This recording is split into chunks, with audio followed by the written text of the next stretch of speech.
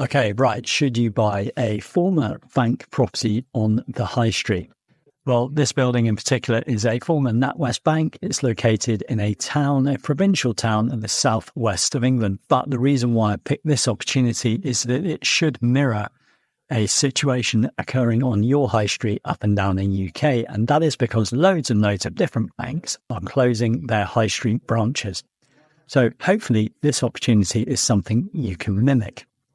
My name is Edward and I'm a chartered surveyor. I'm also head of investment finance for a property division of a FTSE 100 listed company in London. Up until recently, I was a university lecturer teaching real estate investment finance and real estate valuation. So hopefully I've got enough experience, both theoretical and practical, that I can share with you to make your property investment journey more enjoyable and ultimately a lot more profitable. All right, so let's focus back on this particular building. Like I said, it's a former NatWest Bank, and we can see that it is 3 stories tall. It's got no basement. It has a ground floor. It has first floor and second floor.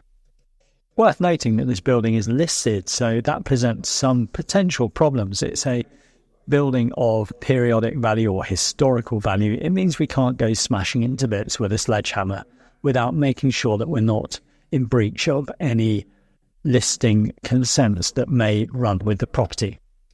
If I've got time, I'll cover that in a little bit more detail later on. But what I really want to do is walk you through the initial steps that I and hopefully any investment surveyor and investor would follow to decide if this is a successful investment opportunity. So the first thing you do is you need to think about not spending any money at all at this particular stage. And the reason for that is that investments in property, you can get almost to the very, very end stage, and for various reasons which are often commonly understood but very frustrating, the deal falls over. And so if you've spent money on every single property investment deal that you look at, you're going to just kill your profits, and that is not what we want to do. We want to make sure that we're maximising our profits. We also want to make sure that we're being really efficient with the use of our time. So first and foremost, to be really efficient with our time, we want to make sure that we're actually using it on a live opportunity. How do you do that? Well, in this instance, it's really obvious. I contacted the agent whose details were appended to the front of the building on that massive great signboard. And the reason why I haven't blurred out those details is that this is still a live opportunity. I spoke to the agent. The property is still on the market as at the point of publishing this video. I also established the price that the vendor wants for the property. It doesn't mean they're necessarily going to get it. We will offer the price that we're happy to pay. And if that's acceptable, great. Potentially we'll get a deal. If it's not, doesn't matter. Move on. This is not a deal for you. Let's take a look at some high-level numbers. And remember, we haven't even been inside the property at this point, but already what we should be able to do just by looking at the building from the outside is form a bit of an idea about what we might want to do with it.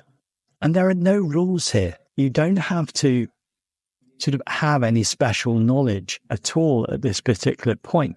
All you need to be thinking is, what would be a potential suitable use for the space or the building that I can see, and have a very open mindset. So in this particular instance, we've got 3 stories: ground floor, which is commercial or probably retail consent.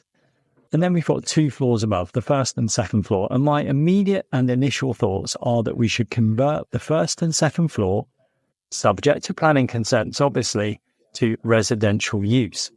And then retain that ground floor for some sort of commercial use. At this stage, probably retail. If I have 2 beans, and then I add 2 more beans, what do I have? Some beans. What we're going to do is go through the numbers, and we're going to do the numbers on a floor by floor basis. Remember, we want to be efficient with our time, so this is a very basic cash flow. And I've run an estimated rental income for each floor of the building over a 10-year period to produce a net present value of £340,000. The vendor wants £500,000 for this property, but I reckon that is a little bit toppy. So I've estimated a strike price or an offer price of £300,000 with fees of 8%. So that equates to £324,000. If we take our NPV of the 10-year rental income and deduct the cost of purchase, we always want to see a positive figure. And in this case, we do. It's £16,000. But in this scenario, we haven't seen the building. And so I haven't included any refurbishment costs at all. I haven't made an estimate for that. Also, I haven't got any comparable evidence. So I haven't checked yet whether our discount rates are correct either. All right, so that is our high-level appraisal. That's our initial check of whether this investment might be worth pursuing or not. So this is our first proper stop-go point. And be honest with yourself at this stage. Don't try and force things too much. If it's an obvious stop point, then stop. There are plenty of other investment opportunities down the line that will come your way. And if it is an obvious go point or it's marginal, then proceed. And that's what we're going to do here. So our next steps are to arrange a site visit or a site inspection so that we can see inside the property. And it's a really good idea not to farm this stage out to someone else, because remember, this is your money that you are investing. And anyone else that you farm this job out to will not have the same mindset. So don't skip this bit. You've got to take a bit of time out, maybe a bit of time off work to go and view the property. Okay. But yeah, definitely don't skip this bit. It's important to remember you're probably going to meet a chartered surveyor on site, and their job is to sell the building. Their job is not to represent your interests. Also worth bearing in mind that they're probably very, very bored. Cricket, getting bored now. So don't feel rushed. Take your time. Walk around as many times as you need to and that you can in the time that you've got on site to fully understand the layout of that property. Remember, you can always go back as well. So when we're on site, have an open mindset and consider what a tenant might be thinking if they are in your property. So on the ground floor, a commercial property user might be thinking, is there nice natural light? Is it going to be a pleasant setting to operate a business from? And will people naturally want to come in from the street to buy my product or use my services? Gosh, this place stinks like a pair of armoured trousers after the 100 Years' War. We now move on to the first and the second floor. And again, same mindset, have an open mindset. Thinking to yourself initially, would it be a pleasant place to live? Because if that box is ticked, chances are any tenant coming into that space, once you've refurbished it, is likely to want to rent it from you. And more importantly, likely to want to stay there for a long period of time. Remember, you are an investor. You want this property to perform for you.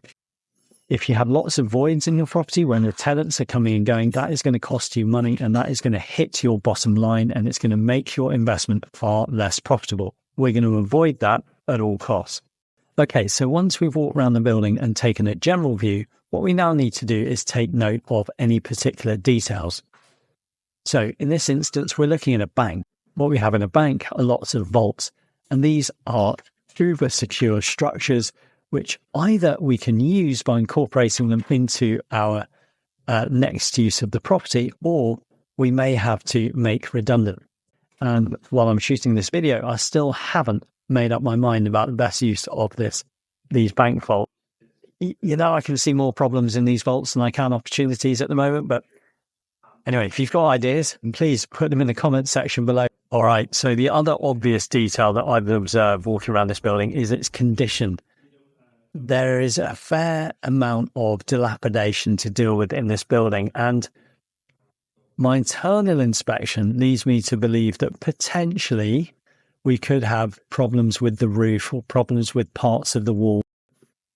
So I'm going to add a little bit to my refurbishment costs to account for that. During every property inspection, I follow a property inspection checklist. It just helps me keep on track, especially when I've got the camera with. So if you want to use my property inspection checklist, you're very welcome. Please send me an email and I'll happily share it with you. And I'll send it to you in an editable format so that you make it your own document and make it something that's really useful for you. Right, so we've done our inspection. That is our second stop-go process. And again, be really honest with yourself. If the property is a pig, if it looks like it's going to cost far too much to refurbish, then walk away. And don't go thinking that someone's getting a better deal than you. More often than not, people investing in property can make mistakes. I have a cunning plan to solve the problem. Yes, Mordick, let us not forget that you tried to solve the problem of your mother's low ceiling by cutting off her head. And the whole purpose of these videos is to help you not make those mistakes. Right, let's assume that we're going to carry on with this particular investment. What do we need to do now? Well, what we're going to do now is investigate our market. And to do that, we're going to try and find out whether there is demand for our commercial users and demand for our residential users or tenants. And we're going to do that for free. And in this instance, we're going to do all of that using Rightmove. We can see from our quick research that we've done on Rightmove that for residential tenants, we probably can let these properties out. There probably is enough demand for us to undertake the refurbishment of the upper floors and have 2 different residential tenants in there. And I love the idea of there being 2 flats. In fact, I probably would rule out any single flat above a shop for the simple reason that when you have 2 residential units, when you have one of them that's vacant because you're perhaps working on it, replacing a boiler or plumbing or something like that, you've always got a residential property that is providing you with income. So it's more likely to wash its face as an investment. All right, so that's the resi bit. We're still very much go on the resi bit. But what about the commercial bit? And this for me is a bit of a problem. My due diligence, my research has shown me that actually there is a lot of vacant commercial property on the high street in this particular town. There is clearly an issue with business rates being set at a level for retail occupiers that is prohibitively expensive. So I'm now in a bit of a fix. And to be honest, I'm not sure.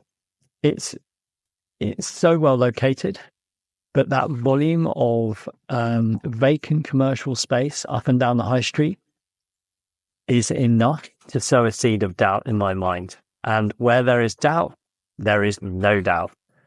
So consequently, that is why I personally would choose to walk away from this investment opportunity. It just seems to me that potentially that commercial space downstairs could be vacant for too long. And that is a problem because I would always plan to buy this building using some of my own money and some money that I would intend to borrow from a bank. And it's the cost of that borrowing from the bank that would concern me if I had a commercial space that was vacant for too long. So you can see then, and potentially this could work for you because your financial metrics might be slightly different. That being said, buyer beware, you proceed with caution and these decisions are yours and yours alone. I'm not offering advice, I'm just sharing opinions. That was already rather dull as a caveat. Anyway, moving on. What I want to do though is show you the steps that I would take if I was to proceed with this investment. And at this stage, we've established that our high-level investment appraisal works. We've established from a site inspection that the property works. And we've now established from our investigation, our online due diligence that this works. So what we now need to do is pick up the phone to specific people. Remember I said that property was listed and we wanted to convert the space above the commercial element on the ground floor to residential. So we need to find a planning consultant and ask them if they will give us a high-level opinion on whether our plans, as we see them, are proceedable with. Be prepared to pay a small fee for the advice that they're going to give you. So that's our first point where we're going to begin to spend some money. So you've got to be reasonably sure that you're going to proceed with this deal. The other telephone calls you want to make are obviously to the bank, and you want to be investigating whether you're going to be borrowing money on this deal and at what rate you're going to be borrowing that money. and also to your pension administrator as well, just to establish how you're going to structure the deal with them if you're using funds from your pension. Please also note that my idea here is to convert those 2 upper floors into resi would mean that that particular element would have to come outside any pension vehicle that you might buy this with, because you can't hold residential property in your SIP or your SAS pension. So what we also need to do is speak to letting agent. So you're going to be phoning residential letting agents. So you're going to really establish the existing or prevailing demand for residential property, particularly flats, give them an indication of how big those flats are and how well specified they need to be to rent out at the levels that you want to rent them out at. Unless you want to take a unique ad hoc approach to the marketing of that ground floor space, you're going to need to appoint a chartered surveyor or a commercial property agent to let that property out for you. And this is where they're also going to confirm the details of the rent that you're likely to receive, any rent-free period you're going to need to offer, and the rental or market terms of the lease that you're going to need to offer that tenant. Okay, so finally, what we need to consider is we've done all the work, we've done all our due diligence, we've tightened up our appraisal, we're ready to buy the property, so we need to negotiate. There is one rule in negotiation and one rule only, and that is you do not offer more money than you can afford to pay. So you have to stick diligently to your investment appraisal. You have to look at that figure and you do not go above the figure that you are prepared to pay. Because if you go above that figure, the obvious happens. The investment performance of your property deal tanks and you start to make a lower level of profit than you expected to make, or worse still, you end up making a loss, and we really don't want that to happen. If there's anything that I've raised in this video that you want to ask me about, please do send me an email or put it in the comments below, and I'd be happy to respond to your inquiry. In the meantime, if you'd like to help me, please do hit subscribe. I would really appreciate that. But that's it. Thank you for watching.